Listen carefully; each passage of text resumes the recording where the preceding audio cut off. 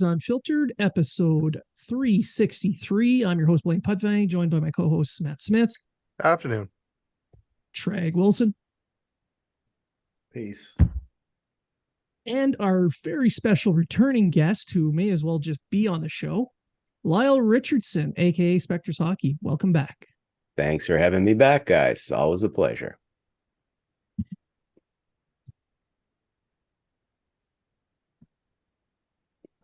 We're finally all home. I got you. It's working. I'm just bugging you. Stop.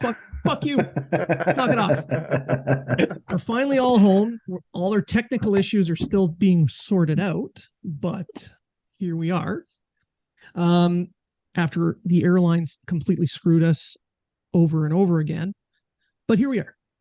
We're back, and we're going to do a show on several items, the NHL draft, some of the moves in the offseason, and we'll talk specifically about Reinbacher. So we'll start it off with the draft. The main focus there was the three goaltenders. I don't know. I was shocked about the draft never happened because I never made it.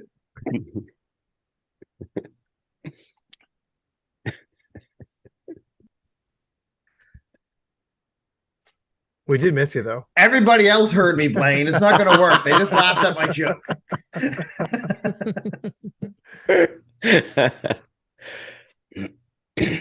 So, all right. So three goalies. Treg, you weren't there, so it didn't exist. Matt, what was your view on it? Picking the three goalies?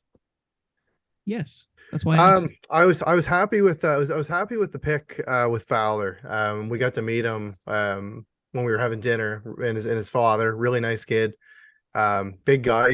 He's still growing.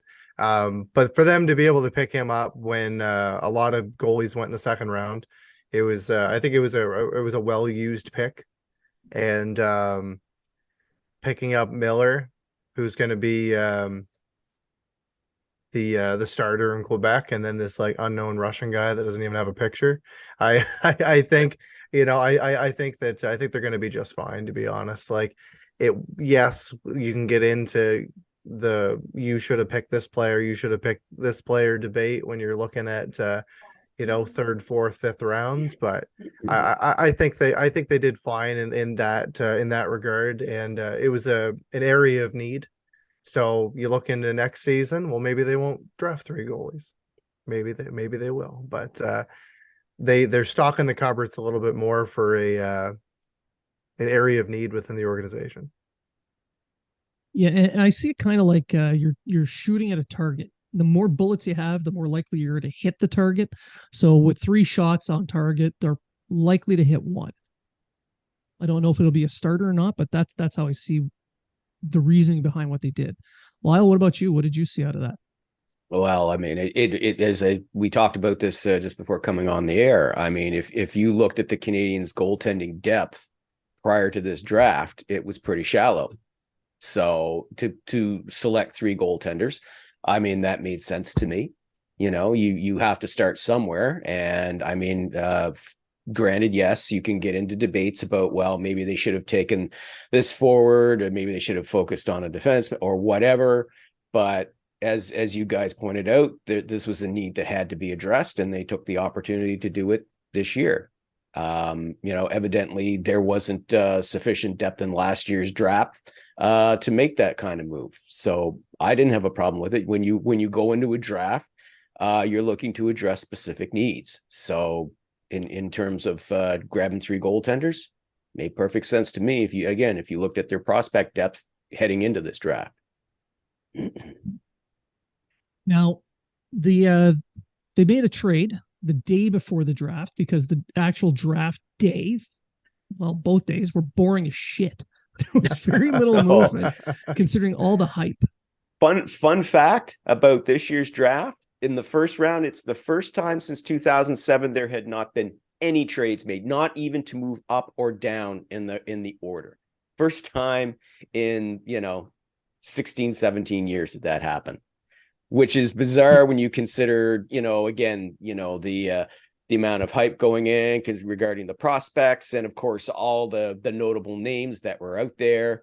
We'd already had Pierre-Luc Dubois traded, a day or two leading up to this. So there was all kinds of excitement that there would be maybe somebody like Connor Hellebuck would get moved or Alex DeBrincat might get moved. And instead we had crickets. And on day 2, we did have 3 trades, which just, it was a who's who of who cares. I mean, that's kind of cruel in a way. I mean, Josh Bailey getting traded and bought out. That was kind of sad for him. He's the longest serving active New York Islander at that time. We had our old buddy Corey Perry, God bless him, bless his heart.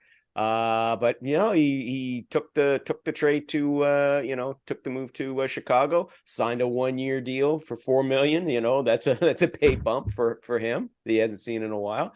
And people can say, why did you take that? Why would you accept that? Because this is an opportunity, a unique opportunity for this guy to play with the next generational talent in Connor Bedard.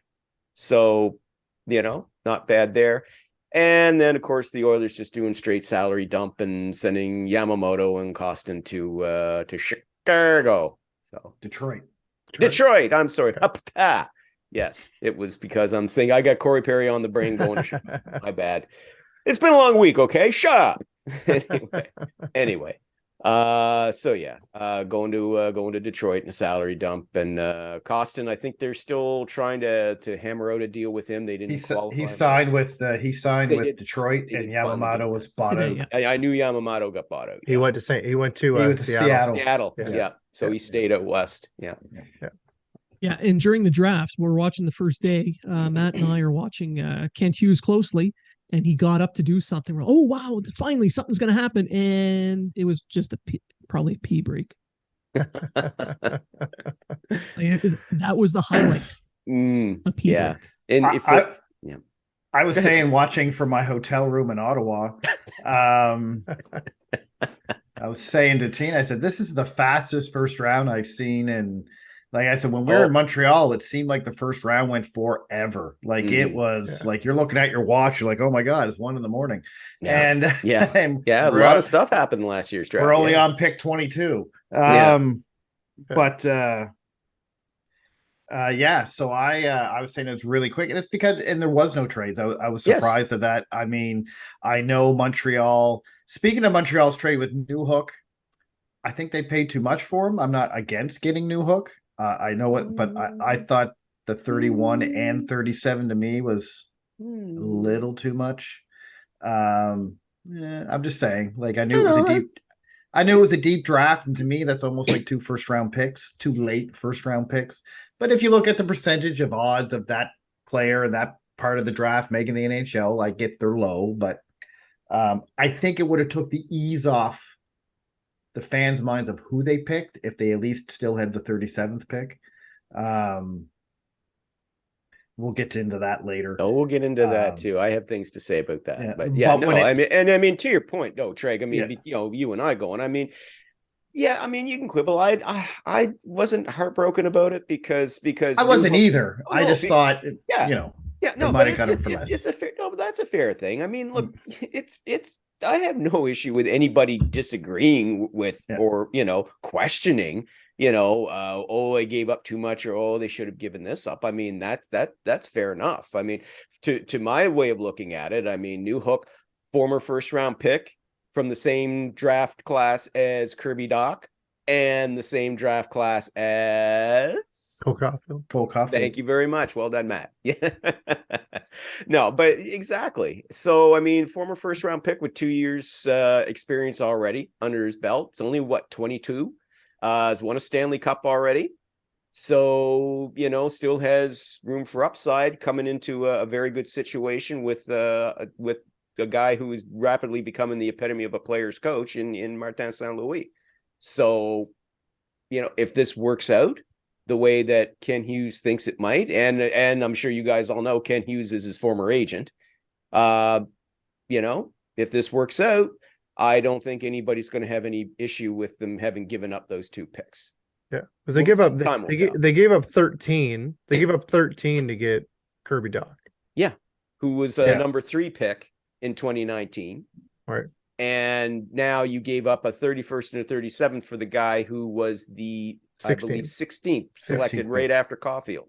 Yeah. So not bad. I thought York was right after Caulfield. No, York was right before. He was right before. Yeah. Right. Sorry. Yes. Yeah. That's right. why Yes. Flyers fans, every time they Right. see Caulfield play, they die a little inside.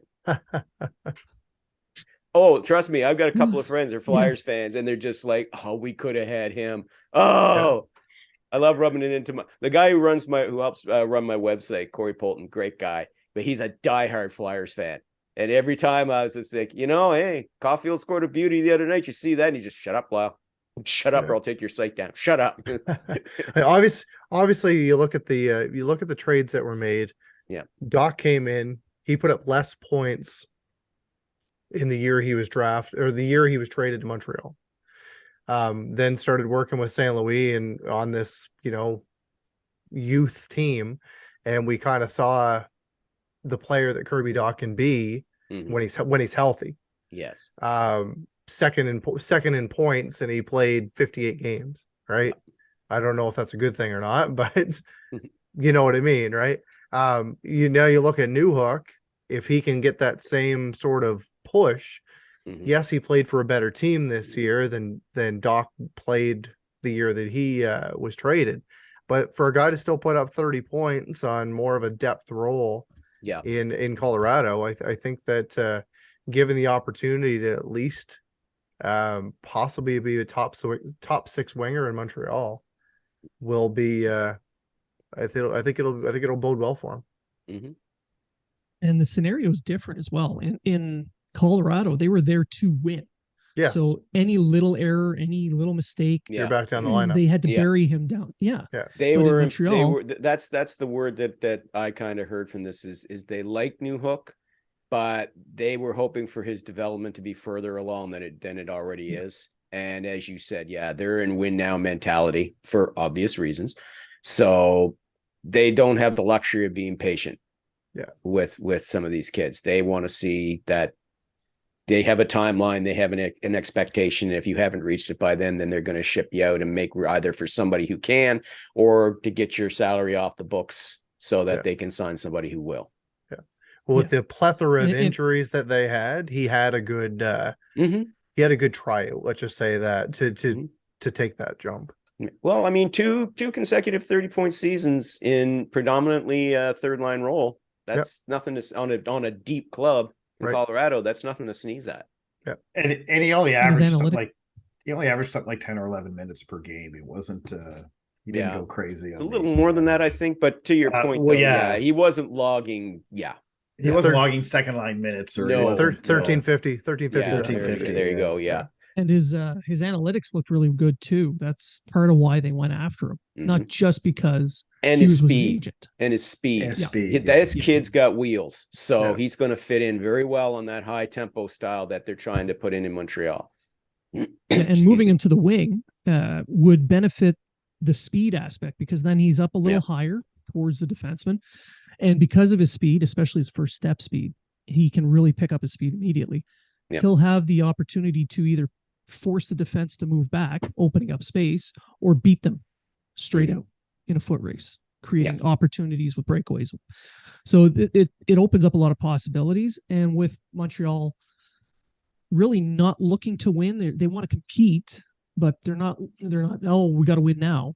So they can live with some mistakes, and he can develop a little bit more.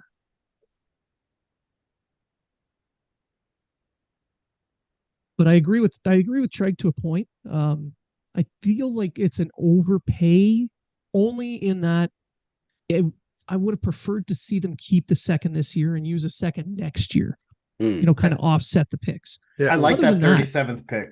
I knew they were going after a goalie, and I thought at 37 they probably could have gotten Augustine, or I don't think Harabel dropped that far. I think he probably went 38. Oh, did he see? They could have got someone like Harabel. Yeah, Harabel. Nothing against Fowler. I love Fowler. I love that pick because he was between Harabel, Augustine. I think Fowler was the next big guy. Gajan was the first one that went. Yeah. Which is a bit of a surprise for me, but he had a great World Junior Championship. So he did. I wanted to see the Canadiens draft a forward with that pick. there was a lot of really good young forwards still available. Oh, yes. And the one that went at 37 would have been an excellent fit for the Canadiens. Yeah. At 37. Yeah. Yeah. That was Gauthier, wasn't it? Yes. Yes, it was. Yeah. First player in the queue to get drafted. Yeah. Yeah, That's another whole- fun fact. This year was the first draft in a very long time where a player from the queue did not go in the first round. Yeah. And it was one of the lowest ever outputs for Q players. Oh yeah, only 12 of them got picked. Yeah, only 12. I was gonna say, it was And less than 15. Yeah, and that's just shocking to me. That's absolutely shocking. The Q is one of the main feeder leagues for the NHL, has been for decades, but it's been this steady decline. Yeah. You know, yes, I mean it was offset because along the way you had guys like Nathan McKinnon, you know, come up and go first overall. Alexis Lafreniere come up and get taken first overall. So that kind of papered over the whole, you know, oh, the Q, oh no, look, see, we're still putting out. Well, now you're not, you know. but they're winning. The thing is their teams are winning the Memorial Cup. The Memorial Cup. However, individually, players are not to the same speed as the OHL or WHL or the NCAA. They're just not. You have the odd player here on the team here or there that's good, and other than that, development in Quebec just isn't on the same level as everywhere else in North America right now. Yeah. Well, they're under the microscope right now because Hockey Quebec is looking at their development program. And they're noticing some major gaps. There's issues with developing skill, especially at the younger ages, and they're focusing far too much on actual games versus practice, where they can actually build up these individual skills that can make them better players in the long run. And now they want to take fighting out. They did. Oh, well, there you go. Yeah. Right. So that's because they promised the Premier of Quebec they'd do that. Right. That's like, it's just going to make that league even worse.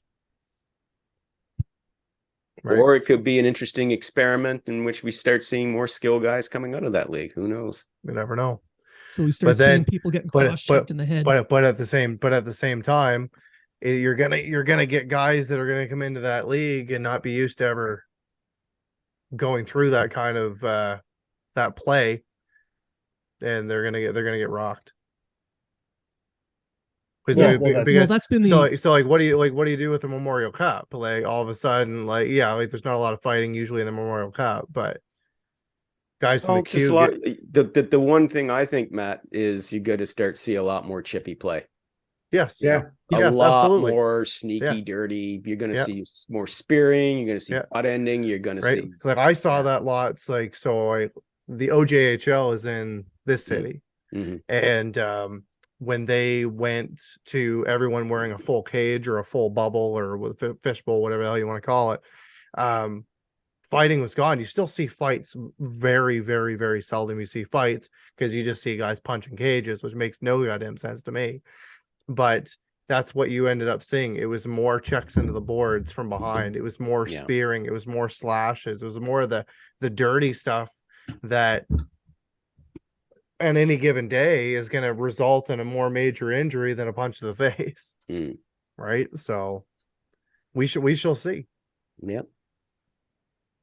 No, and the transition from junior to pro, like you said, is going to be a little harder.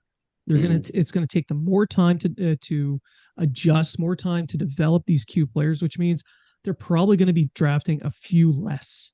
You got that issue plus the skill issue. It's going to add up to negative numbers. You're also going to get the fringe kids who have a little bit of development, a little bit of skill, but they're really tough and they can play a really tough hockey game. They're going to get left behind because now they can't play that tough hockey. They can't demonstrate that because no one's going to draft them to the queue from from major midget, because they're like, well, yeah, he's tough. I would draft him 2 years ago, right? But wow, we can't use them. I think you'll see an influx of kids getting taking the NCAA route instead of trying to go into major junior in Quebec now. Which will benefit the NCAA. Oh, listen, the NCAA, I mean, and also the United States National Team Development Program, more and more players are coming out of those two than, I mean, it's just been growing and growing. In fact, I believe if memory serves, looking at the stats, I believe the NDTP had the most players come out of their system this year. They led the this year's draft class, which doesn't surprise me. I've been following them, for the last decade, and they're doing it right. They're doing it right down there. It's like 2019. Their whole team was drafted almost in the first round. Mm-hmm. Well, I was just going to mention that in 2019, they broke the record for most NCAA players in the first round to be drafted. Mm-hmm. And it's just, it's a good program. It's just an excellent program. Now, before we leave the talk about the draft, what are the grades you guys are going to provide for the Canadiens at this draft? I know it's an instant reaction to something that takes 5 years to actually see, but based on the picks that were made, where the players were on people's lists, on your own personal list even, the direction they took, the whole thing, what would you grade it? So, Lyle, you're the guest. You go first. I give it a B. I would hesitate. I was kind of leaning toward B-, but I think that's a little overly harsh. I think the Reinbacher pick pulls that up. Okay. Because of course, they also traded away the 31st and 37th. So, it might have skewed a little higher than that had they not done that. So I give it a solid B because, as I said at the start of the show, they went into this draft with specific needs to address. And I believe they came out of them having addressed them. Now, as you said, apart from, the 5th overall pick, whether how the other ones pan out, of course, it remains to be seen. It's always a crapshoot.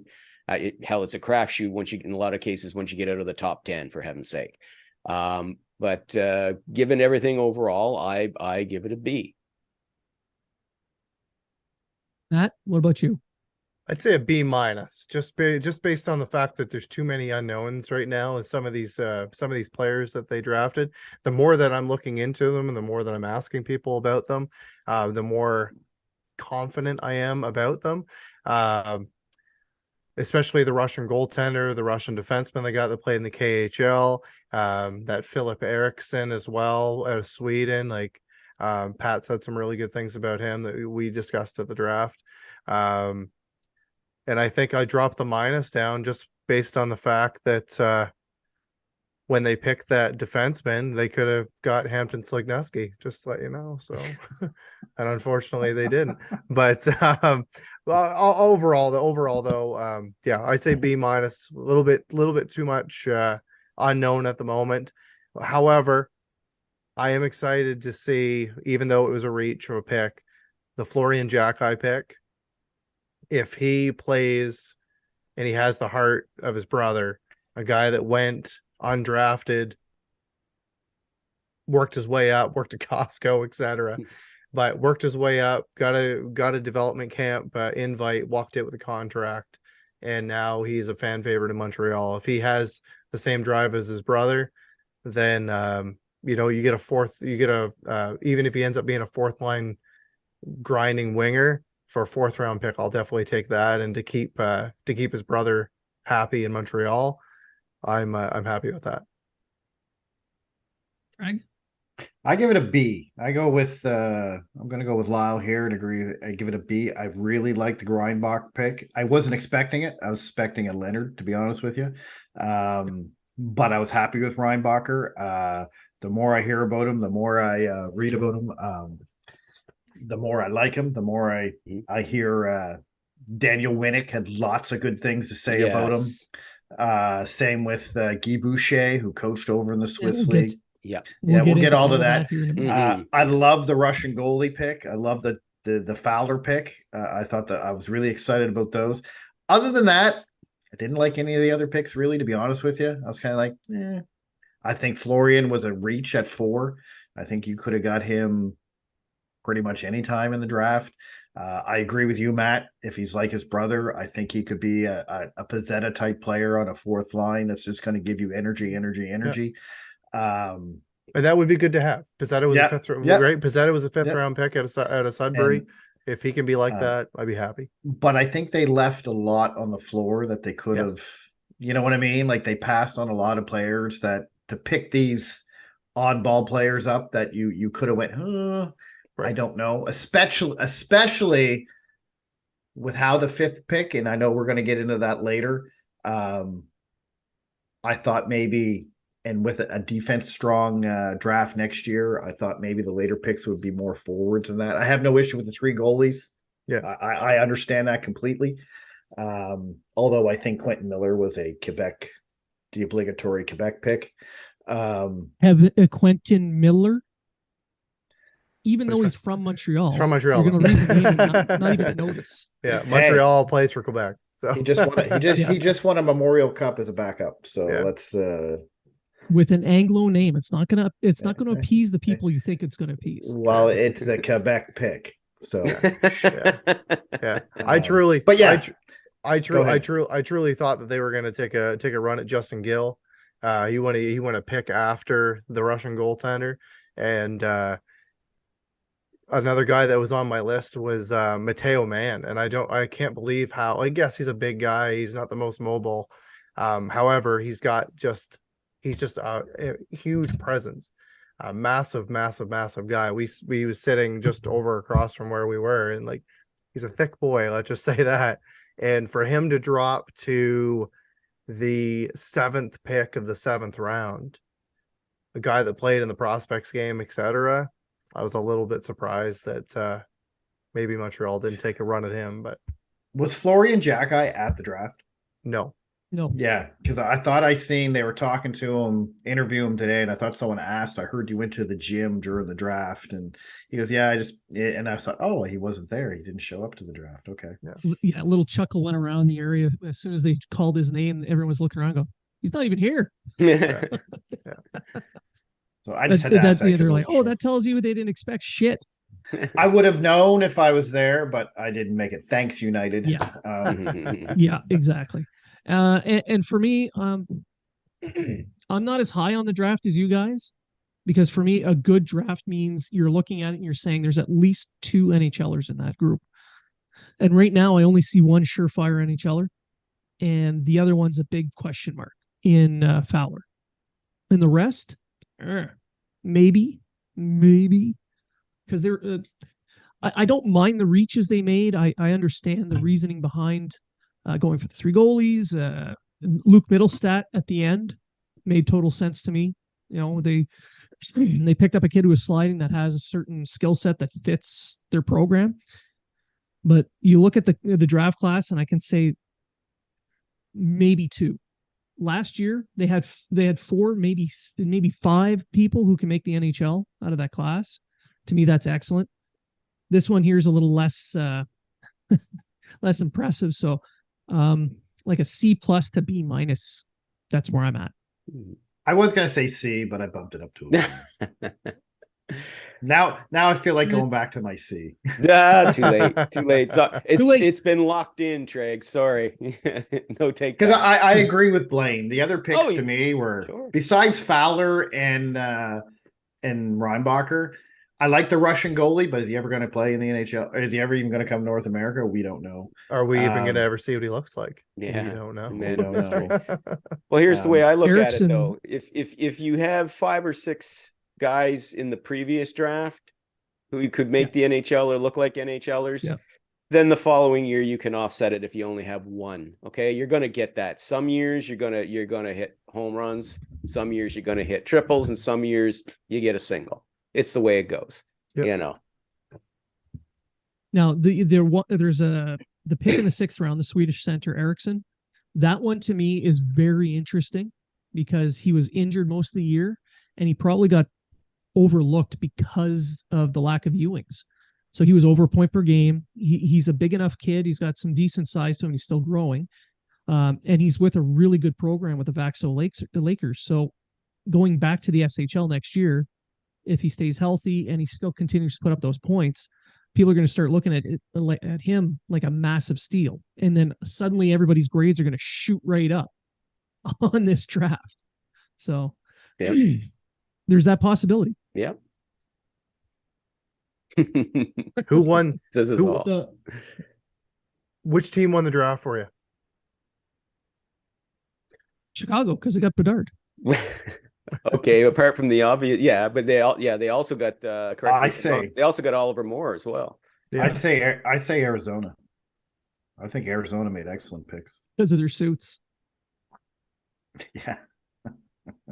Actually, that's why I was going to say Arizona, because they all wear the same suit. They went to the Gentleman's Warehouse. I guarantee it. Yeah. What a bunch of nerds. Oh my God.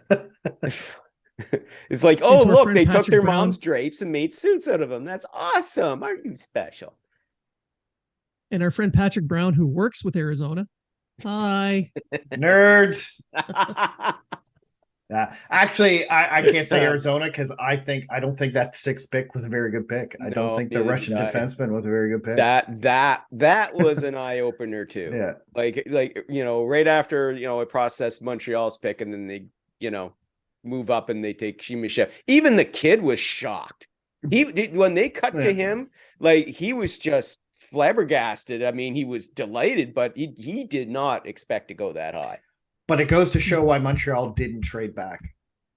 I think Montreal knew Arizona was taking a defenseman. Yeah. And I think Montreal knew if they didn't get Reinbacher at 5, they weren't getting him at 7 or wherever they would have traded and back to. That's what I was kind of hearing, sort of like almost immediately after that, is that the Coyotes had Shemashev as their second defenseman they were going to take. And Reinbacher was the prize, and when Montreal grabbed him, they immediately hit to their fallback. So, because you're right, if Montreal had done what their fans wanted them to do, Reinbacher would have been available. We're going to get to that.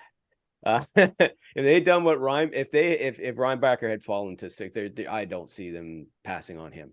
No, they and that just proves right there that the Russian factor wasn't really a factor. This was a Michkov factor. It had nothing to do with Russia. Everything to do with the player.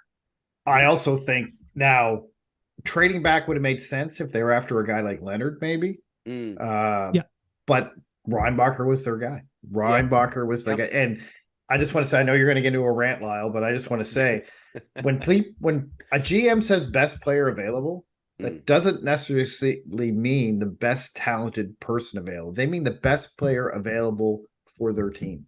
Yep. Is what they're talking about. On their list. On their list. Just because you think Michkov is going to be the second best offensive player in this draft, that you really have no idea whether he is or not, because there's a reason he dropped to 7. If he was going to be the second most talented player in the draft, he would have went in the top 3. Yep. I don't care about Fantelli. I don't care about Carlson. If he is the second best person in this draft, offensively or not, he would have went top 3. Yep. Absolutely. Absolutely. He would. And so don't give me this whole, we better pick him at 5 because he's going to be this good. No, there's a reason he's at 5 now. Why is that reason? Why is he not? And everyone's like, they're saying he's as good as Bedard. Obviously not, because he's at 5. There's 4 other guys that everyone thinks is better, right? For a reason. No, but Bedard does something that Michkov doesn't, and that's back check. Well, according to Simon Saint Laurent, I think it's Saint Laurent, I think I said it right. He said he doesn't play defense. In the VHL, or is it MHL? MHL. He played no defense whatsoever. He said this team would go in and he would stand up by the blue line and wait for the puck to come out. And he played it not whatsoever. Then when he got to the VHL, he played a little bit more because he kind of had to. Yeah. And you have to take into consideration he played on the worst team in the KHL for 27 games and was given all the minutes he could ask for because he was the best player on the team. Let's see how he does in St. Petersburg before we anoint this guy as the second best offensive. And I made the point. Nigel Dawes was a top scorer in the KHL. He couldn't crack the NHL. That's right.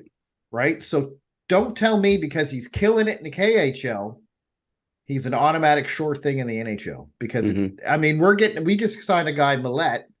It's Philip Maillet or whatever, who was a point per game player in the KHL, was a top scorer in the AHL when he was there, almost a point per game player in the AHL, can't crack the NHL. right? So there's a lot behind making the NHL. It's more than just being able to shoot well. I mean, there's every aspect of the game has to be near perfect. The whole thing, and it sounds like we're starting to drift into this. Yeah. So, which is fine. Fine by me. Yeah. The whole thing, I mean, with Michkov going into this draft, just even going into this draft before we knew where he was going to end up and what the reaction was going to be from a certain segment of the Montreal faithful. The knock on this kid going in was some of the things we've already talked about, but and you know, the Canadiens mentioned this afterwards as well, after the draft, is yes, they'd heard a lot about this kid and what he could do, but they could not go and actually physically scout this kid because of the travel restrictions to Russia that had been imposed because of the invasion of Ukraine. Now they have their bird dogs over there, of course, but it's one thing to see video or to hear from your guys saying, yeah, this guy's this guy's that. But when you hear about this, when your bird dogs are telling you, hey, listen, you know, this kid's pretty good, the thing they say is you should come over and take a look at him. Okay. And they couldn't do that. So they had to rely on video. Now, video's great. Okay. It's a good tool to have. But as Ken Hughes and their scouting staff said, it doesn't replace you actually going and physically watching this kid and then afterwards going and talking to this kid. And that was another thing too. He gave no interviews. He had no discussions with anybody after the games. Even their scouts, their bird dogs over there weren't allowed to talk to him. Okay? So right off the bat, you have no idea about his character. You have no idea. Nobody has actually physically seen him play even in an international tournament in 2 years, when I believe he was 15 turning 16. So we don't know. It just, yes, there's all this different stuff that you hear about it, but for all this talk about his great shot, you also hear that his foot speed is average. You know, he doesn't have blazing speed. As you said, he does not back check. Now, yes, we know. Okay, well, that can be taught to him afterwards. Yes, of course. But for a kid who is being hyped as, you know, supposedly the best Russian prospect since Ovechkin, and Ovechkin, we all knew about that kid, you know, long before we first saw him in his first World Junior, for God's sake, right? So to hear that comparison is like a little leery. Meanwhile, they knew everything they needed to know about David Reinbacher. We knew as fans, if you watched the World Junior, if you even watched, the World Championship, if you watched, even just watched those as a casual fan, Reinbacher stood out to you. Okay. And he was well scouted. He played in the top league, Swiss league, which is a pro league. He played there. You know, as you said, Daniel Winnick just said, you know, he did. And I love Daniel Winnick disagreed with Craig Button, who I love. Craig's a terrific guy. I no knock against Craig Button, but he thought Craig's analysis of Reinbacher, as I consider him like an Adam Larson.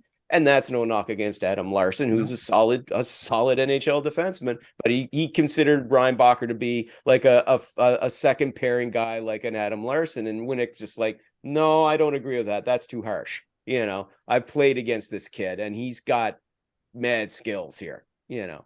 So they knew going into this draft what Reinbacher was. They knew he was ranked as the top defenseman in this draft. Everything I read and heard about this kid, top defenseman in this draft, You have the opportunity to grab this guy. You want to fill a need, which is that need for a right shot defenseman in your prospect. Well, yes, you've got lots of defensemen, but most of them are left shot guys. Here's a righty, okay? A righty who stood out in the Swiss league against pros, in the World Juniors, so on and so on. You go for that guy rather than the international man of mystery that you've heard a lot about, but haven't really seen. If you've got any doubt in your gut as a scout or as a general manager about a player, don't take him, because the odds of that blowing up in your face are greater than the odds of it panning out. When I hear them people say, oh, Montreal made the safe pick. It was the safe pick. They should have gambled. Come on, gamble a little. Go ahead. If they gamble and this blew up in their face and they took Michkov, what do you think the reaction would be?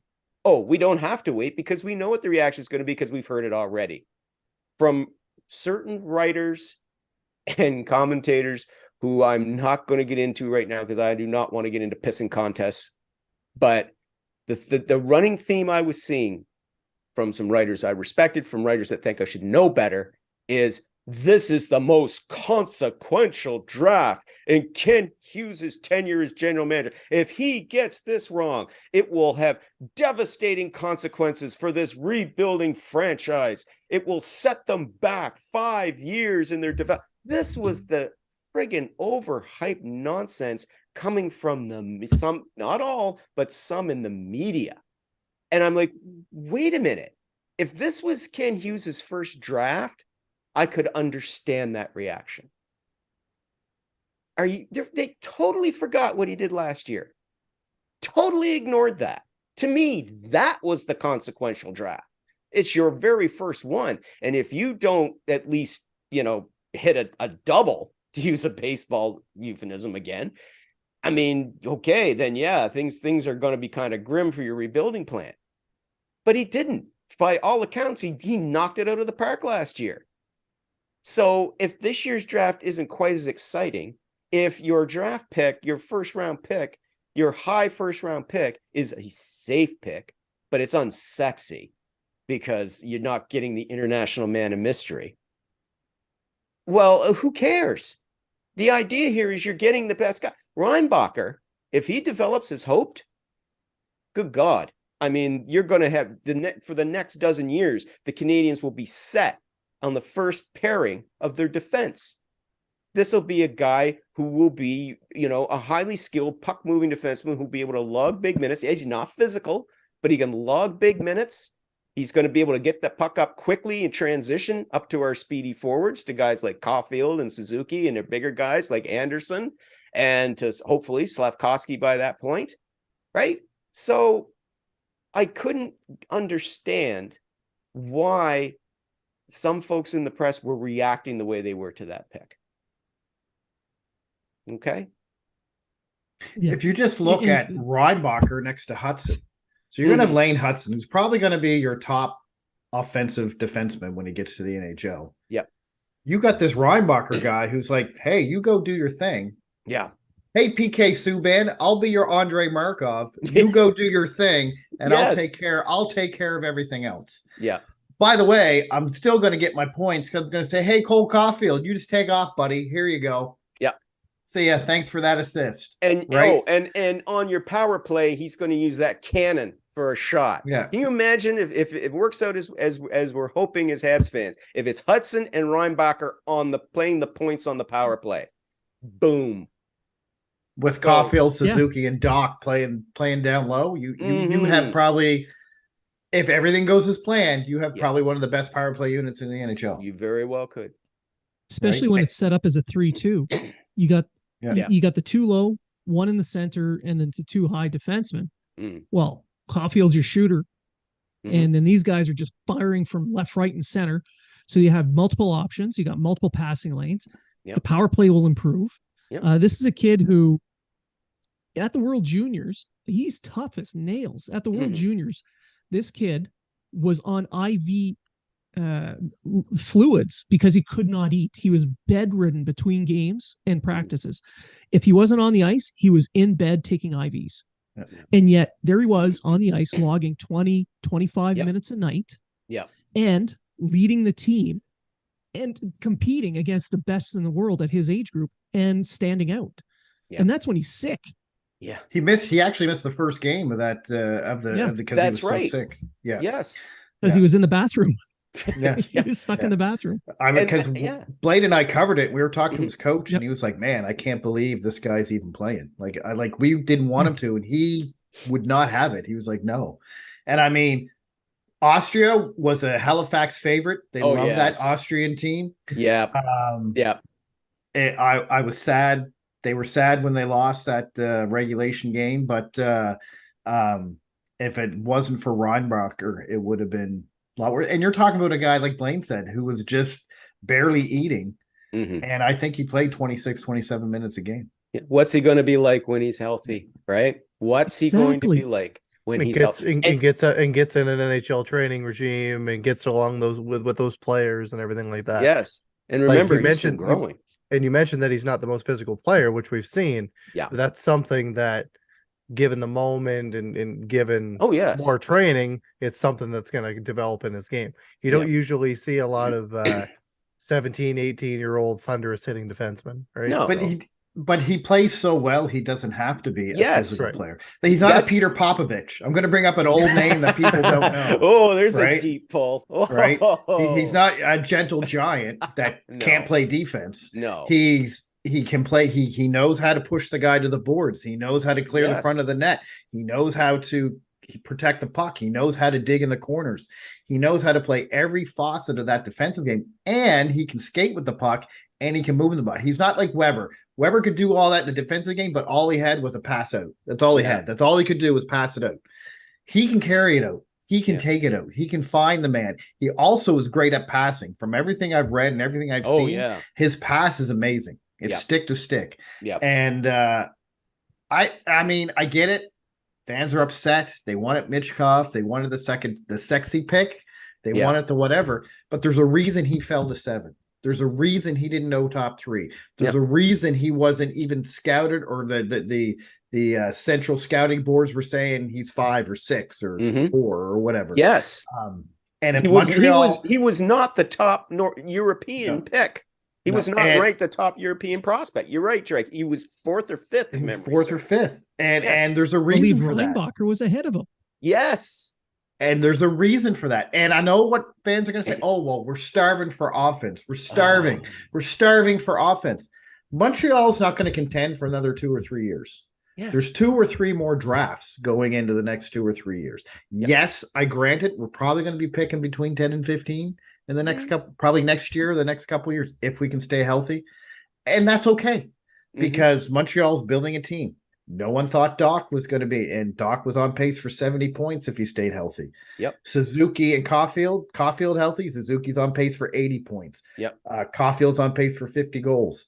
We have offense, folks. Yeah, we have it. There. It's there. It is there. Treg, that was one of the things that really got to me in the reaction of this, because I saw all of that too. Because I actually posted up. I said, honest question, Habs fans, why are you upset about this pick? Like, seriously, honest question. No bullshit. I'm not going to mock you. I want to know. And a lot of the overwhelming for most of them was, same as you say, we're starving for offense. We haven't had an offensive superstar since Guy Lafleur. We haven't had a 50-goal scorer since Stéphane Richer. Haven't had an 80-point scorer since Christ was a Cowboy. Whatever, right? And yes, that is a fair complaint. Yes, very much so. But to sit down and say we have no scoring star, and I'm like, I said to one guy, I said, well, Cole Caulfield would like a word.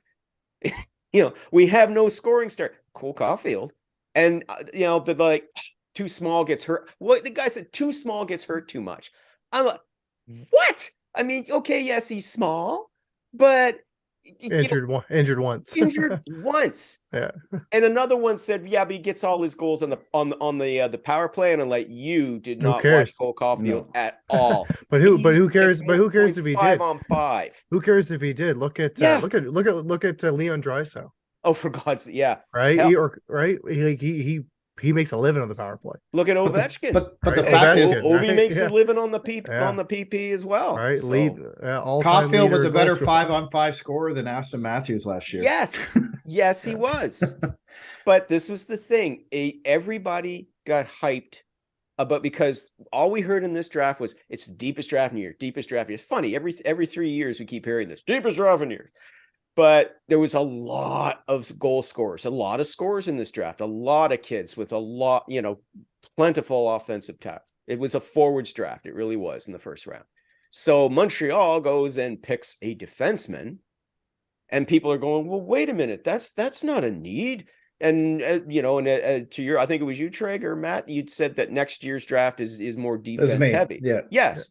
And so why didn't they wait and go next year and do that? And it's like, well, because they saw the need now and wanted to address it now when the best defenseman in the draft is available to them, rather than wait for a year, pass that kid by, and maybe those defensemen in next year's draft can't carry David Reinbacher's jock. Now, okay? I will say, if Smith, Fantelli, or Carlson fell to 5, I do believe they would have went with one of those. Absolutely, yeah. Yeah. When I heard, the Ducks were taking Carlson over Fantilli, I'm just like, oh my god. For a brief second, the Hab fan in me just totally freaking. I'm just like, oh my god. There's a chance. And it's like, no, Lyle, he's going to Columbus. Columbus is taking him. Don't be silly. And of course they did, right? But after that, I'm thinking, well, okay, maybe like when it came time for their pick, I was thinking Ryan Leonard. Because that's what I was thinking. That's what I was thinking. I had picked in my mock draft, because I had Michkov going at number 4, just because to the Sharks, because as I said, I felt the Sharks needed the depth on the wing, and considering what was available, I figured that he would be the best one. And so I had the Habs taking Will Smith, in part because, of course, Ken Hughes coached him back in Boston. Didn't happen that way, but I was thinking, okay, maybe Ryan Leonard, maybe Zach Benson too, they could get somebody like that. And when I heard Reinbacher, my reaction at first was, oh, okay, I wasn't expecting that, but all right. Like, seriously, I wasn't excited, but I wasn't upset. I was just like, okay.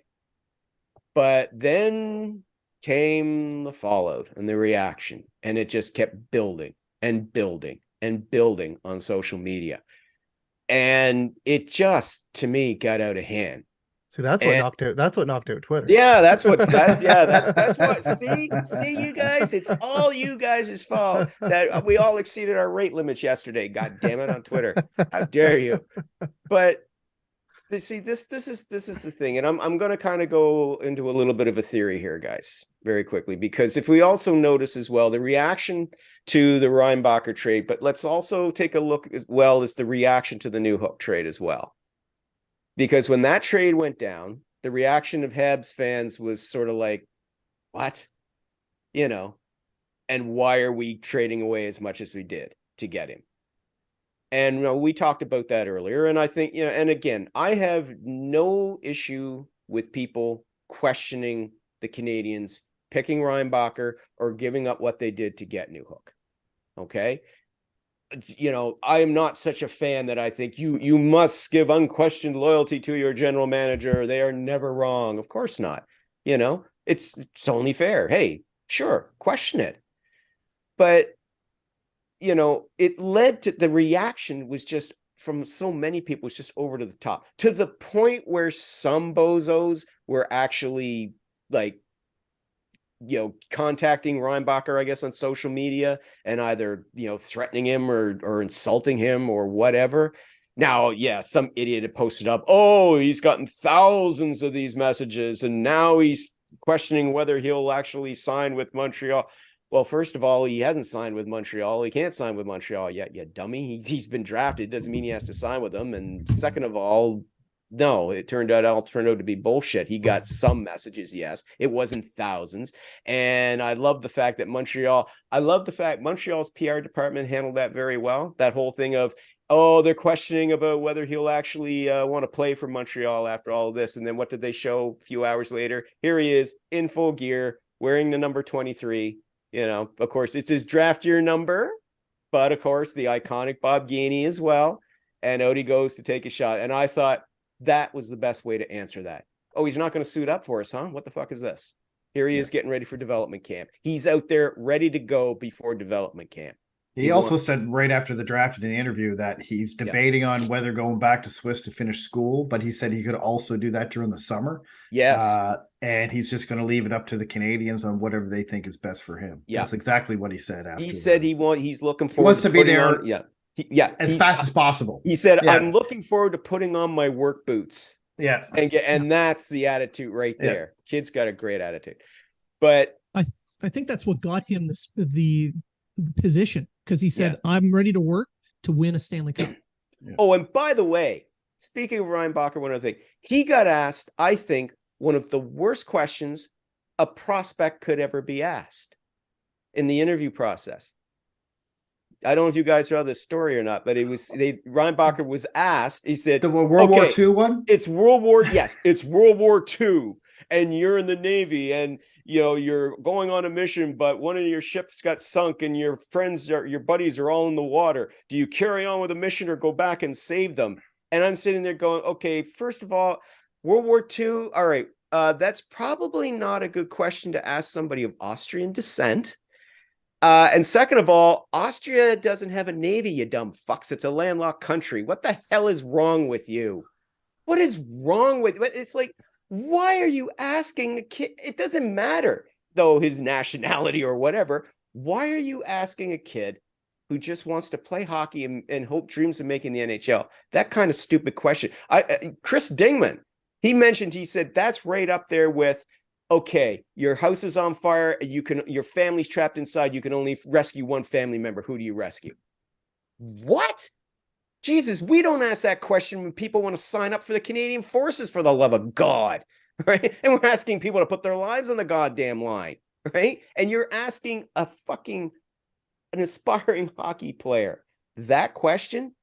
What is wrong with you? Seriously, whoever's asking that question on the evaluation staff, they need some professional help, I think.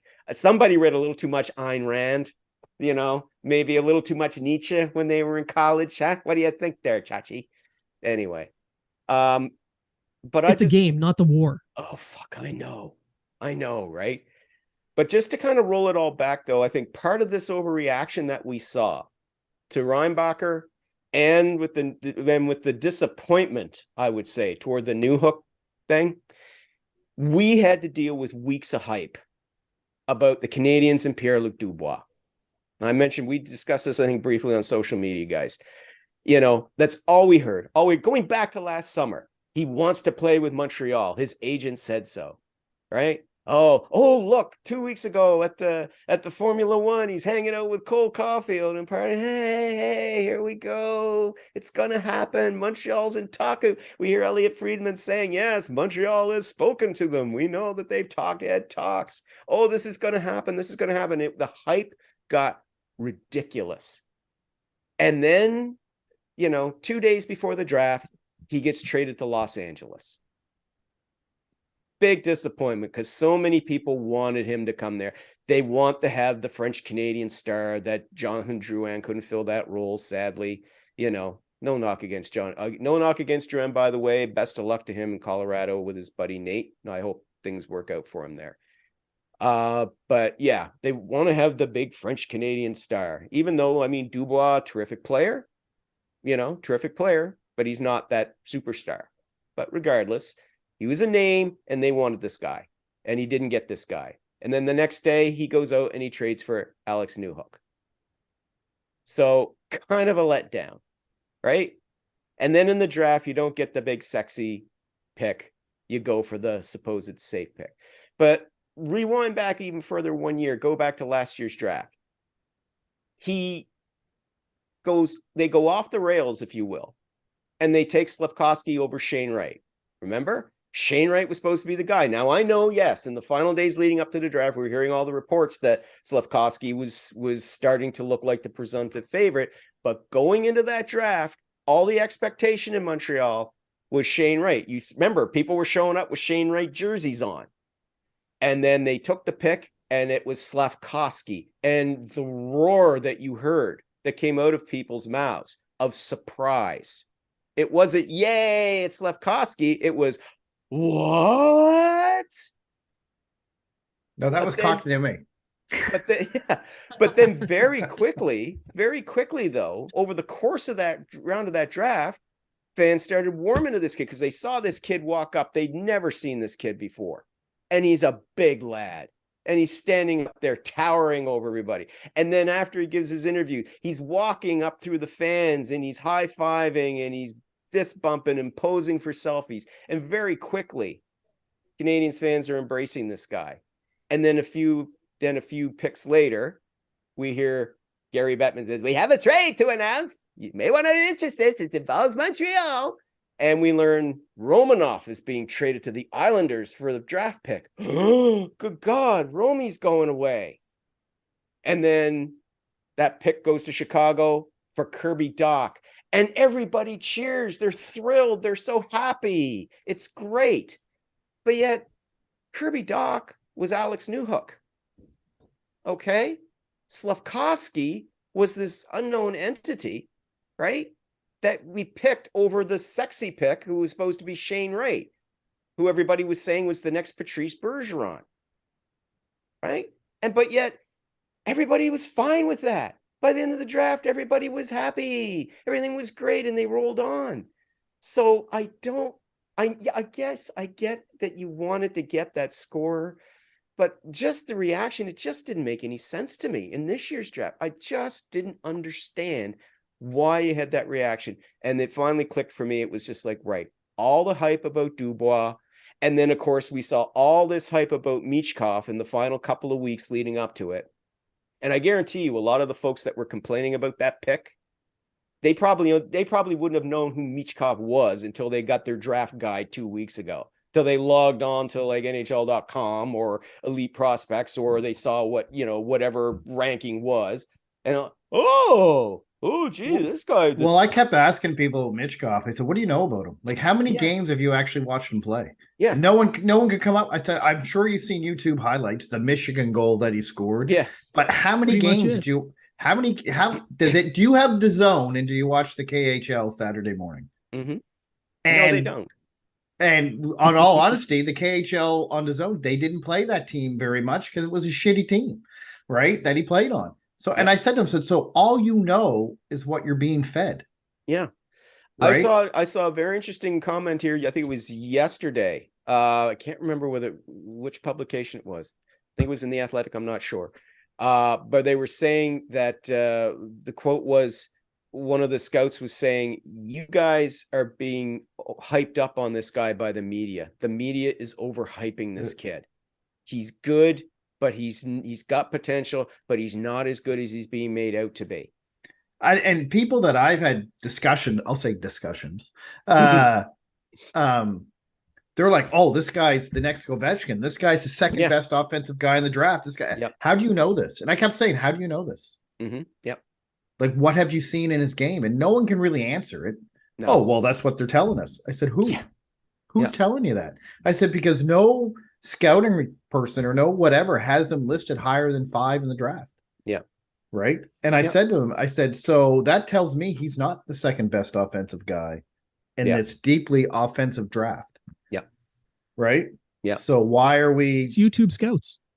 Yeah. And then when I read Sam St. Laurent's thing, who watched him play earlier in his career coming up, and he basically said he has offensive gifts like no other. Don't get him wrong. Yeah. And I'm not putting Michkov that he could come in the NHL and be a 110-point scorer with 60 goals. Sure. Right. He said there's absolutely no defense in his game. None. Mm-hmm. Yeah. 0. And it just, the other thing that I was hearing through all of this is, well, the honeymoon's over now for Kent Hughes. The honeymoon's over, based on picks that he made in one draft and a trade that he made for a former first-round pick who is playing in the NHL right friggin' now, right? And this is what we get. And I'm like, I said it beforehand, guys, when I was on last time. And I said, has he not earned the benefit of the doubt with everything that he's done thus far? And evidently he hasn't. And that just goes to show kind of like, again, not all Habs fans. Most Habs fans, they're just like, oh, they picked who? Oh, okay, whatever. They don't know. They don't care. We'll see this kid. We'll see this kid in the fall, maybe. Most fans are not into this as much as we are. Hughes is playing chess, and Twitter Habs fans are playing checkers. They're not even playing checkers. They're eating the checkerboard. Yeah, they're not even board. playing with it. Because he's like, this is our guy of the future. Slafkovsky, this is our guy of the future. We're not picking for tomorrow. We're picking for 3 to 5 years from now. Yeah. Reinbacher, I think they picked because they think he's going to be ready in a year or two. Yes. Yeah. Yes. I think he's further along. Yeah. So 2 things. All these people are just watching YouTube. and listening Yes. to the experts who have their own private lists, whose job does not rely on getting the pick right. They don't care. Yeah. Whereas the Canadiens, that's their job. If they mess up a top 5 pick, they're done. And then the other thing is you've been hearing Michkov's name for a few years. How long have you been hearing Reinbacher's name?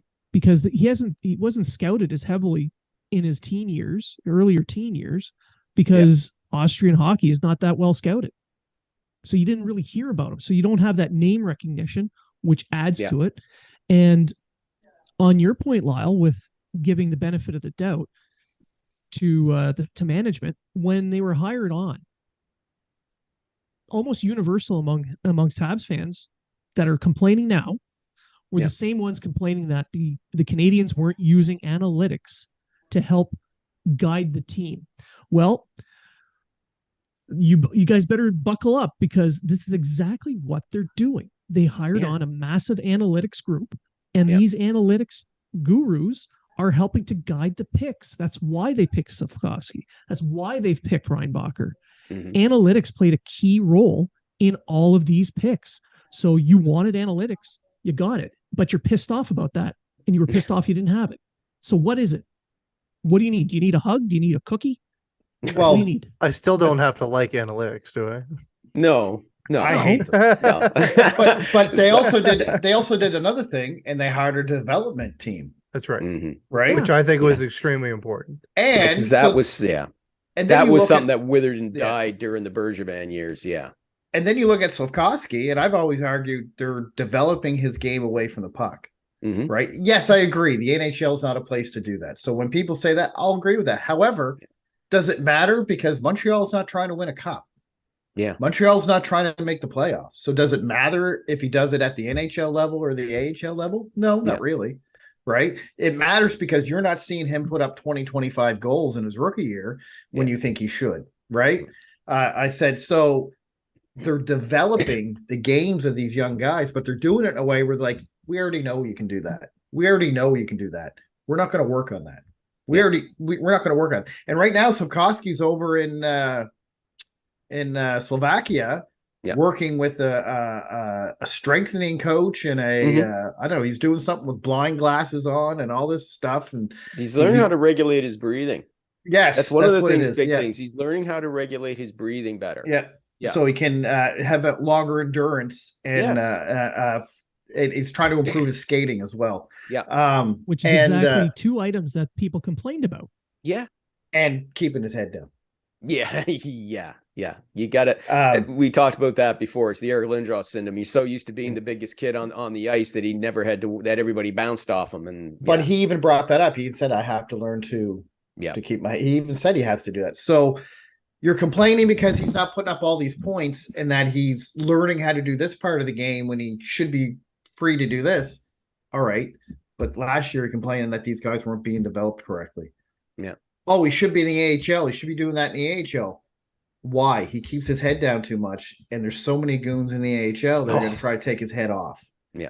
Personally, I thought the NHL was the best spot for him. Maybe next year, maybe this year he can go in the AHL for a bit. I don't see it. I don't see them doing that. But it's like you said, Blaine, they're never satisfied. We want analytics. Well, you got analytics. Well, we don't like the guys you're picking with analytics. We want development. You got development. We don't like the way you're developing them. Yeah. You know, it's like whatever. And again, but ordinarily we wouldn't be talking about these bozos. No. But it's just the fact that this reaction towards Reinbacher was just so over the top. And it just overwhelmed like Habs Twitter. I mean, I just finally, as I said, in disgust, I posted up that, a year ago, it was like, before the draft, in Hughes, we trust he's building the right way. After the draft, he's a bum, fire him. He's destroyed the team. He's worse than Reggie Houle. Why won't he listen to me? I've had actual guys say, you just pushed us back 10 years. That's what I'm saying. Yeah. There were people I had one guy who actually said, this guy is as bad as Reggie Houle.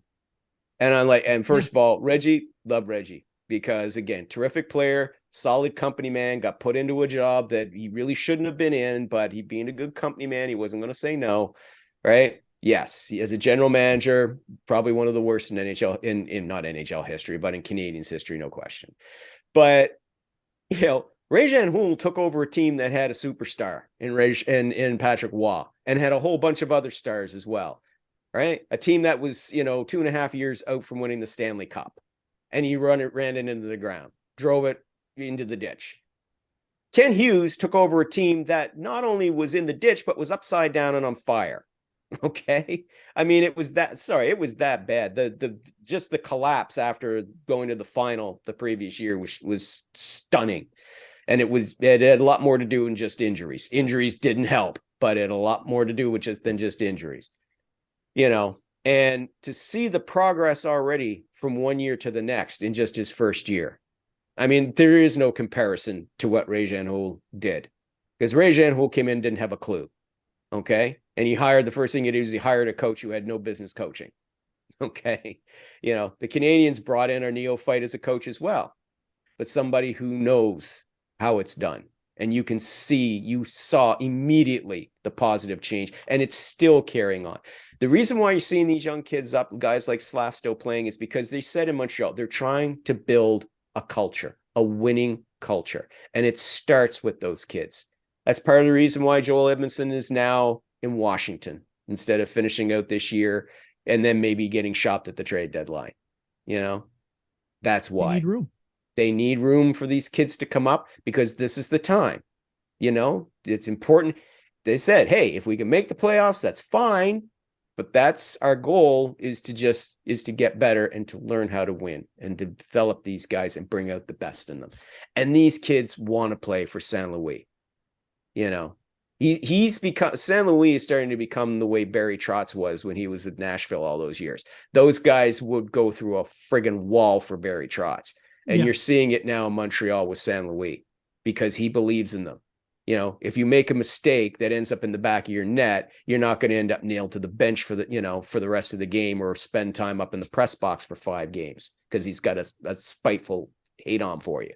No, he just says, hey, forget about it. Just go out and play your game. We'll work on it. So I don't know. I mean, I have to confess, guys, my anger has been kind of muted over the last few days. If we had talked about this the day after the draft, the F-bombs would have been flying, and it would have been a lot hateful. But I gauged as much by the fact you texted me right away and said, "Oh, I got shit to say. I got stuff to say." I just needed to get that out. But those are those fans, though, that we're talking about. Just to finish that off, I'm just reminded about what Bob Gainey said when he became first year he was GM in Montreal. And the fans, as they did, hopped on their favorite whipping boy, Patrice Brisebois. And every time he touched the puck, they booed him mercilessly. And after that first game, Bob Gainey talked to the press and basically said, we don't want these fans here. He called them gutless bastards. And that's what this bunch are, that have been attacking a kid because your team picked this kid instead of your mystery man that you wanted. How dare he get picked? You're attacking this kid. Questioning the Canadiens, that's one thing. Fair enough. If you're, but to attack that kid, no, you are what Bob Gainey called a gutless bastard. And you have no place with this team. You have no place with this fan base. We don't want you. We don't need you. Okay? It's fine to criticize the team. It's fine to criticize management, right? I'm going to summon up a Ted Lasso episode, which if you guys are Ted Lasso fans, I'm sure you know the one I'm talking about, right? With Roy Kent in the press conference, where he says, yeah, I get it. People pay a ticket. They think they can say whatever they want to hockey players. But hockey players are more than just hockey players. They're also people. Okay? And he did not need or deserve that shit. This, by the sounds of things, this kid is just probably wasn't even aware of half of what was going on, and whatever he was seeing about it, it seems like he's not letting it get to him. Though I'm sure some folks in the media will be up chatting with him about it tomorrow when they take to the ice for development camp. But whatever, bottom line is, I think we got a hell of a pick there at number 5. The rest of the picks, we'll see what happens. this draft, okay, I give it a grade B after last year. To me, it was an A+. And I think it just all kinds of balance out, and let's just see how things shake out. And I think Newhook's going to be a fine addition to this club as well. Okay, he's not Dubois, but at least we didn't friggin' buy the, overpay to try and get that kid. Yeah, you talk about giving up 2 draft picks. Would you like to have given up the equivalent of what the Kings gave up to the Jets to get Dubois? Who do you think that would be? That was a great move by the Jets. Oh, they got a solid return there. They did get a solid return. Yeah. Yep, they did. Let's see how long well, I know I can be catty and say, let's see how long it takes until Dubois is unhappy in LA and forces his way out of there. I don't think so. I think he's going to be very happy there. I think he's going to be very just happy. On the Reinbacher thing, to leave on a positive note. Awesome job by Bianca, and I think her name is Patricia. I'm not quite Patricia.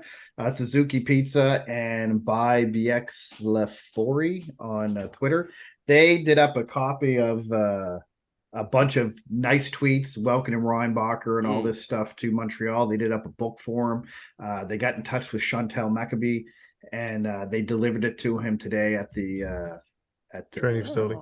The training facility. Yeah. Just to let him know that he is very appreciated by the Habs fan. It was just a little notebook. I think all they did was print off different tweets in that saying, welcome to Montreal. We're glad to have you, blah, blah, blah, blah.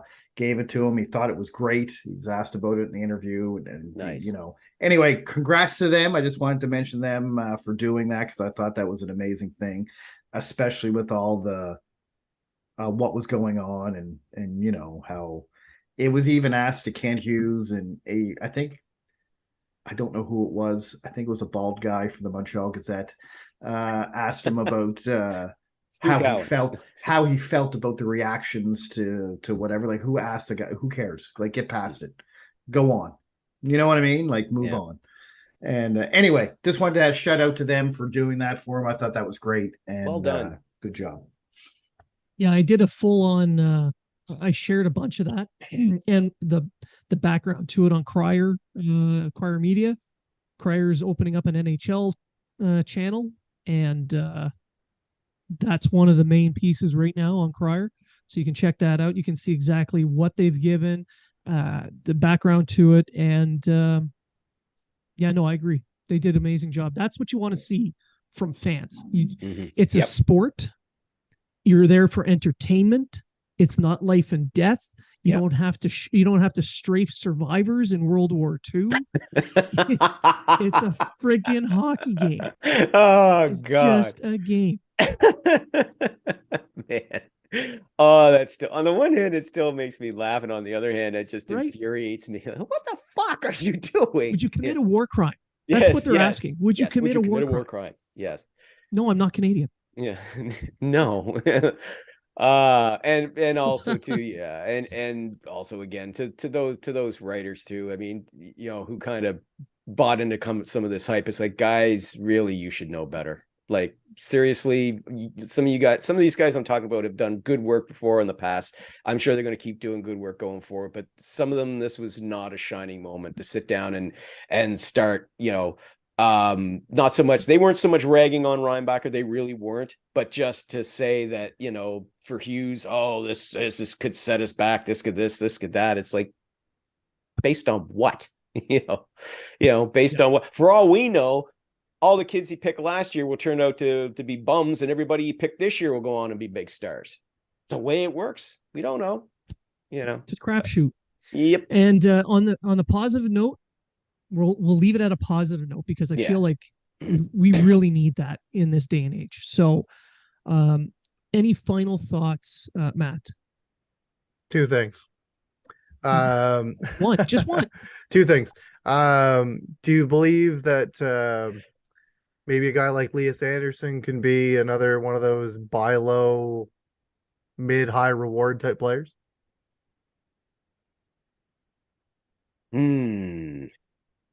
Well, he's had that chance before. People have already done that with him, haven't they? They've done the buy low. I mean, it costs nothing to try, I suppose, but Montreal's already got a quite a lot of young players in the pipeline here now that are going to be knocking on the door looking for their chances or are already on the team right now. So I don't think there's room for him. I see it more as a Richard left the team, Belzile left the team, etc. They needed a little bit more scoring, and they went back to somebody that they were used that they had a relationship with. Right. Yeah. Only other thing I got to say is my cousin Preston was invited to development camp for the Oilers. So congratulations to him. Yes. Corey, if you're listening, it was Preston's dad. Congrats to him. I know the kid works really hard, and hopefully he really takes it all in and try to get him on the show and talk about his time there. Yeah, right on. Even if he does play for those shitty Oilers. Oh, did I say that out loud? No, right on though. That's that. I saw you posted that up on Twitter. I'm like, wow, man, that's impressive. Well I'm very, done. very happy for him. Well done. Good for him. Hope it goes well for him. He just needs to play defense and he's in. Oh dear. All right, Treg, what about you?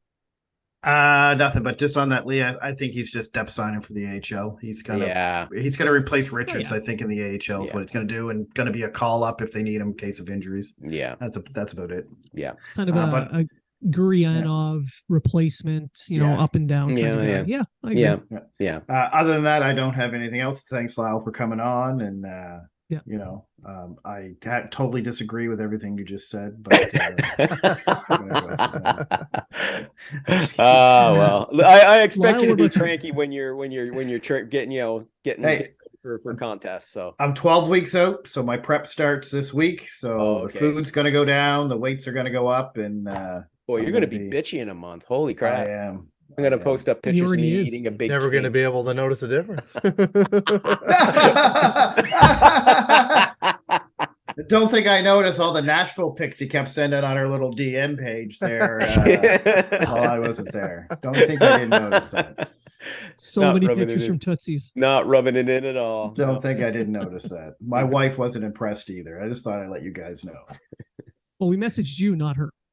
Yeah, but she saw them. She's told you guys to go fuck yourselves. Well, I mean, we wish you could have been there. We really do. We wish you could have been there. Well, Vegas next year, boys. Oh, there you go. There you go. You shouldn't have any problem with your flights then, boys. I'm pretty sure that's a main route. So yeah. I will not be there.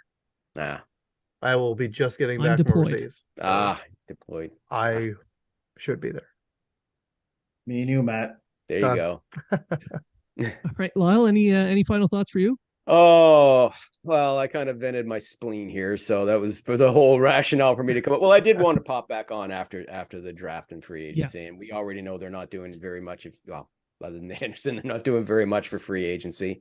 But I think now let's just hope that now that the dust settles, people will be a lot more receptive to it, which I'm sure they will once they see this kid play. All of that nonsense will go by the wayside.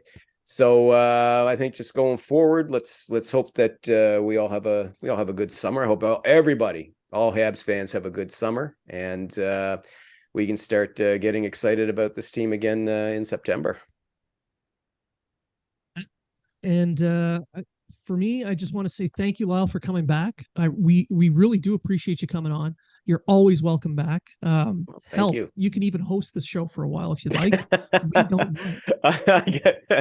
I got enough on my plate as it is. I can't wrangle these guys in. They listen to you because they're afraid of you. I don't know what to do. No, they're not. I know. Yeah. Well, you don't even listen. Yeah, he doesn't even listen. Exactly. Yeah, maybe we. I'm in charge because I have the bigger beard. There, yeah, exactly. Yeah. Or is he compensating for something? Both.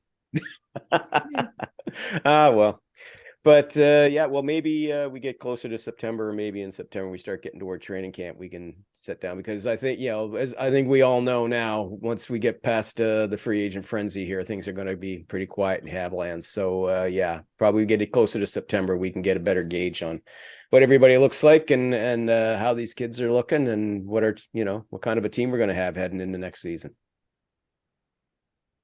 All right. And for me, again, thank you, Lyle. And to our listeners, thank you for sticking with us. Thank you for listening. We do appreciate all the emails and messages that you've been sending. This is why we have these different people coming on and the topics that we cover. So keep that up. We might be doing a mailbag here soon, so keep an eye out for that.